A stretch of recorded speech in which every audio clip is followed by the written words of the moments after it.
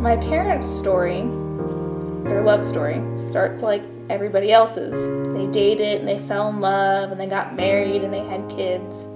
But for my parents, like many other stories, that's not where they stayed. My parents got married, my dad had a really amazing job, and my mom dropped out of college because she was going to be a stay-at-home mom and my dad was going to provide for her. And then my dad lost that job and their whole life got flipped upside down. All these things that they had expected as part of their marriage were gone. And my dad reacted in anger. And my mom, who already really struggled with trusting men, pulled away. And for years and years growing up, my parents were always just doing this. Like trying but missing each other. He thought to get his wife's respect, what he had to do was go into the world, make a lot of money like he did before, and have a job of respect.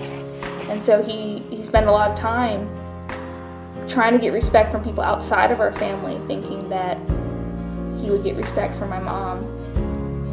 And she was being sacrificial towards him because she wanted sacrifice and she wasn't getting it. So it's just this, like, trying to love each other in the opposite ways of what they want. Their story is a part of my story because when they fought, when my dad screamed, I mean, our walls weren't that thick. You know, the two people I love most in the world are tearing each other apart, and that's terrifying. You know, husbands are supposed to be the wife's confidant, but my dad and my mom were so frustrated with each other that I became my mom's confidant. I love my mom, but it was hard. But my dad wasn't there for her that way. He didn't know how to. She didn't know how to trust him enough. There are times in my life where I was so frustrated with them that I even suggested to my mom they get divorced because I just wanted them to be happy, and it didn't seem like that was ever going to happen with them. And my mom corrected me. She does not believe in divorce, and she was never going to leave my dad. She'd made that choice.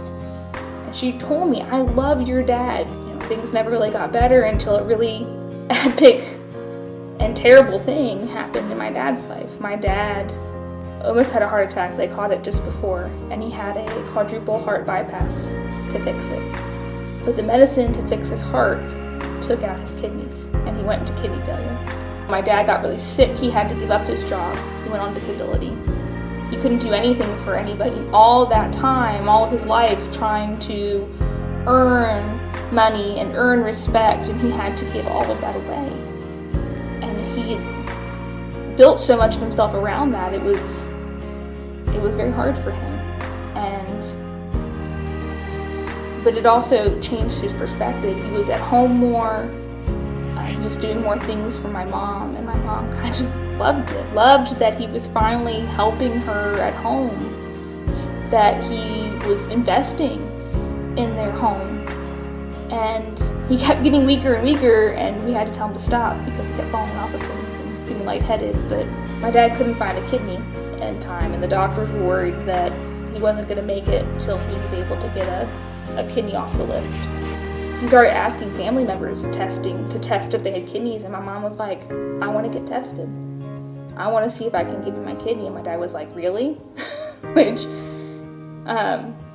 it was just surprising to him, which kind of showed me how much he had thought mom didn't care, even though she really loves him.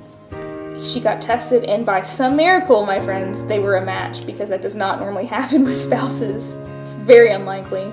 And my dad was like, are you really sure you want to give me your kidney? And my mom's like, yeah. My mom's like, I love you. Of course I want to give you my kidney. And my dad was sitting with me one day after all of this had happened, after they were preparing for the surgery, and my mom was going to give up her kidney to my dad, and he was just sitting on the front porch of our house, and he's like, Bethany, I never realized how much your mom loved me. That she would give up her kidney for me, and all the things that's going to be harder for her. My mom is addicted to Diet Coke, and she was going to have to give up Diet Coke. She was going to change her whole life in order to give him his kidney. And so I think for the first time in a long time, my dad and my mom both felt loved by each other. And they began dreaming again of retirement, to the house on the lake someday. But with the time that they have, my dad is still giving to my mom, and my mom is learning to trust my dad again. And for me, it is the most beautiful thing, because it's the number one thing I have wanted since I was 6 years old, since I can first remember them arguing, is for them to be happy together. You know, when Bob and I, my husband and I, got married, we looked at our parents' relationship and said, how can we do the opposite? That's how frustrated I was with my parents. And now I look at them and I say, someday, I'm gonna be like them. Being stripped away of all of the expectations of the world, like trying to make lots of money and trying to get a lot of respect from people. My dad also really started growing closer to God, and he wanted to serve God.